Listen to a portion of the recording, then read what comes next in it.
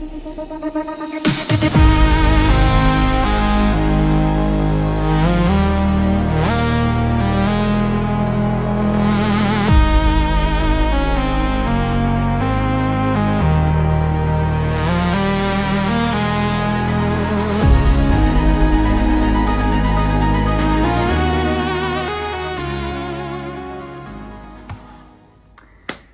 right, another Nerdy Virgin podcast. I didn't do last week.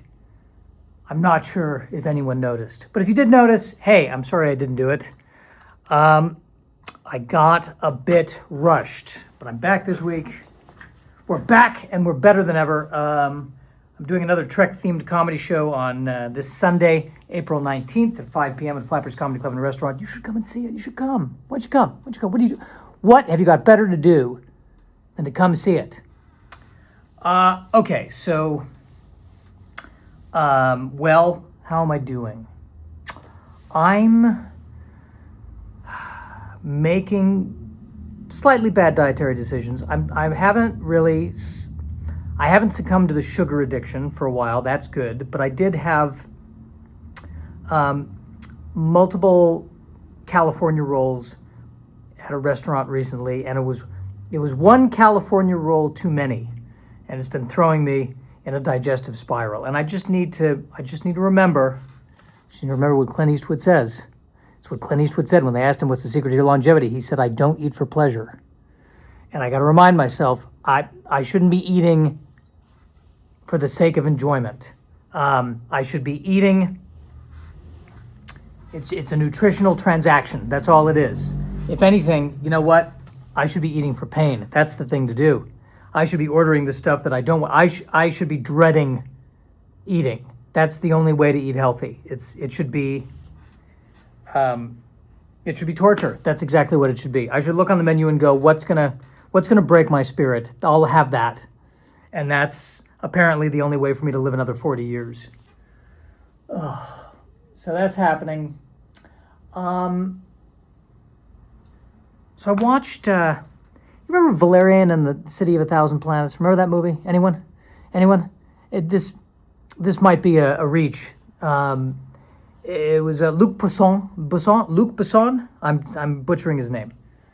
Luc Besson directed it and wrote it. Guy who did Fifth Element. It's got a Fifth Element vibe to it, but it's based on a French comic book. Beautiful looking movie. Beautiful. It came out in 2017, almost 10 years ago, and I watched it recently. I don't know what compelled me to watch it. I don't know. I wanted something sci-fi, but I didn't want the usual sci-fi. I wanted something off-kilter. As I said off-kilter, by the way, I turned my neck, I craned my neck this way, and I felt a sudden twinge of pain right there. So just another reminder that I am 44 years old. That's my body saying, hey, you're 44 years old. Had one California roll too many? Hey, you're 44 years old. Oh, you thought you could go, you thought you could be fully functional brain-wise off of 2 hours of sleep? Hey, you're 44 years old. Better bring those expectations round. But at any rate, Valerian and the City of a Thousand Planets. Here's what I'll say about it, okay? The lead actor, I think I'm going to butcher his name. Is it Dane DeHaan? I think that's what he was. He was one of the bad guys in the Sony Spider-Man movies, right? I think this is a really good actor, okay? I think he's got high cues. I think he's a really good actor. I don't think he was cast. I think he was miscast. That's going to be my hot take on this. I think he was miscast only because the plot of Valerian and the City of a Thousand Planets is that you've got these two soldiers, male, female, right, and they're partners, and he's saying, marry me, you got to marry me. He's saying that to her, you got to marry me. All the other ones meant nothing. You got to marry me.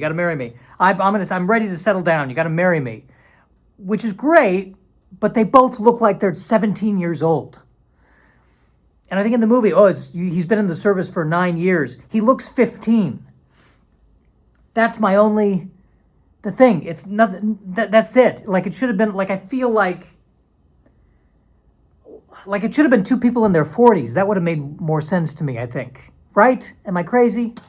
It just was, no, you're the one for me. We should get married. I mean, it's like, but can you drink? Like, it was very weird. It kept gnawing at me the whole time. And I think the other thing about it was there was something about, like, what I loved about The Fifth Element is that there's a journey, like, literally and metaphorically, they're going on a journey and they're hopping from place to place. And there's, 2 or 3 different locations, Act 1, Act 2, Act 3. And with this one, once they get to the City of 1,000 Planets, they're kind of, like, they're just in the same, I mean, within that there were different locations, you could say, but it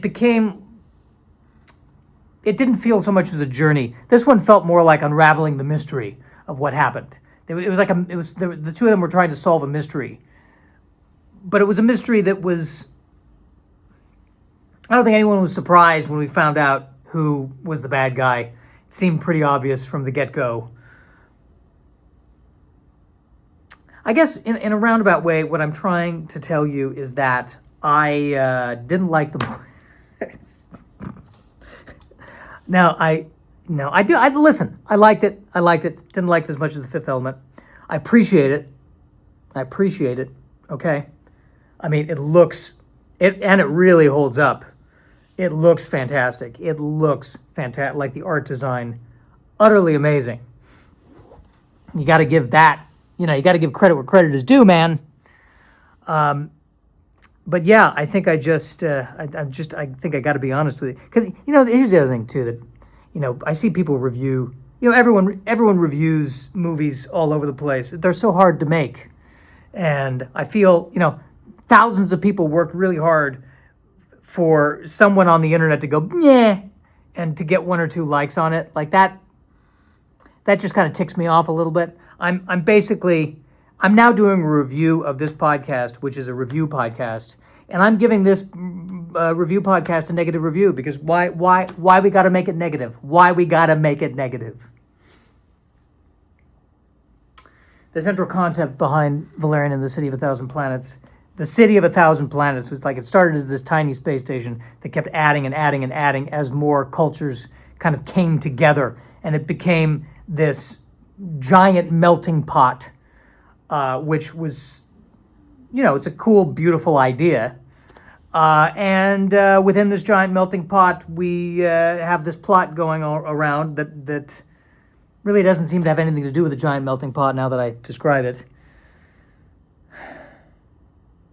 Living on a space station. It's space station. Living on a space station. Oh, it's tricky when you're living on a space station. It's like Babylon 5, Deep Space Nine. Things happen. Like, there's a lot of drama on a space station. You don't see a lot of space station where things run smoothly.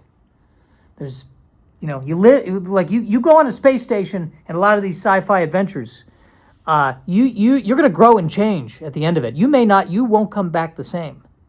All right, there's Deep Space Nine. There was no Deep Space 5 where, things have been running smoothly for the past 15 years. There's been no problems. The cafe closed. That was kind of sad, but we got another one. Like, there's none of that. None of that happens in science fiction and modern science fiction. There's a space station. There's going to be trouble. So I watched that. Oh, I also watched Alien 3. Remember that one? Ripley's bald. Remember that one? At the end of Aliens, she saves the little girl. They fly off. They did it. And then they completely negate it in the third one. The fragile family that she's created, the fragile family that was born out of the cauldron of misery that was Aliens, was immediately just squashed for Alien 3. And just all the hope was just dashed. And it was just, she's on a planet with convicts, and they're all terrible, and there's this alien, and the company wants the alien, and she finds out that she's infected with the alien, and one way or another she's going to die, and everyone dies, and it's just a downer. Why didn't I enjoy that more? That's right up my alley in terms of my hot take on things. And you know what I did? I had to cleanse myself. I had to have hope. I had to have hope at the end of every Alien 3. So then I immediately watched Alien Resurrection. There is hope. She was resurrected. And it kind of has a happy ending. She's survived, and she's back on Earth, and even though she's the clone, but was like, oh, the clone. There might be a future for her. There might be a happy ending there. We don't know. We've never seen it. We haven't seen Ripley since. Maybe she'll get a cottage. Maybe the next 50 years of this Ripley clone has been roughly uneventful. She takes up sewing. She opens a tailoring shop. She and the android.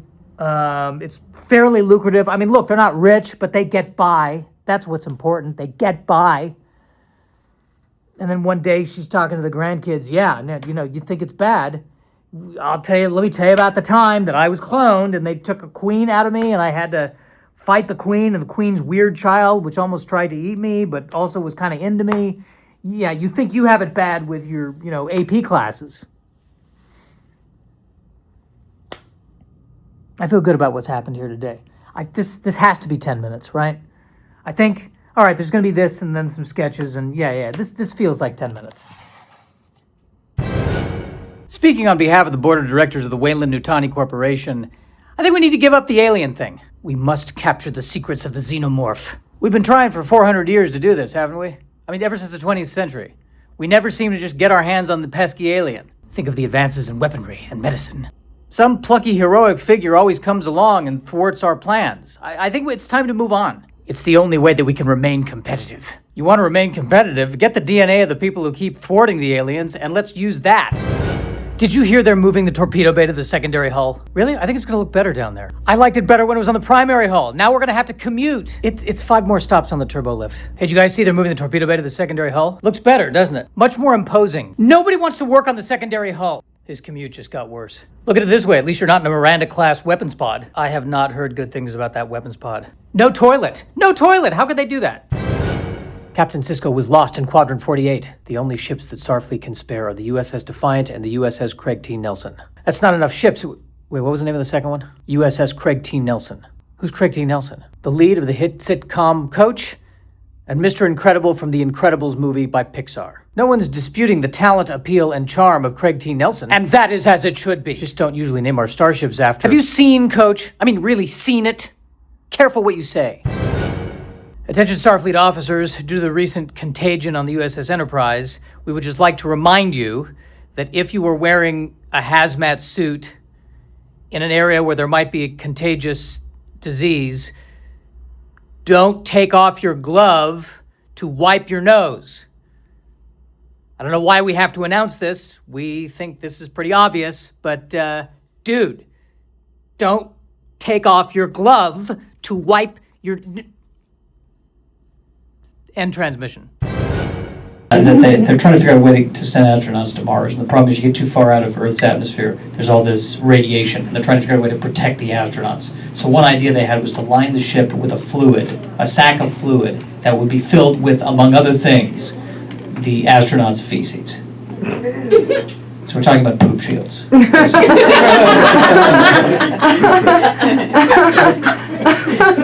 And that tells me we're not ready to go to Mars. And with our luck, that'll be the ship that the aliens meet us. The aliens are like, what's that smell? It's like our poop shields. Don't you have poop shields? And the aliens will say, no, we don't. We waited an extra 50 years until we could come up with a process that did not involve poop. Because we were not in that big of a hurry to get to a dead planet.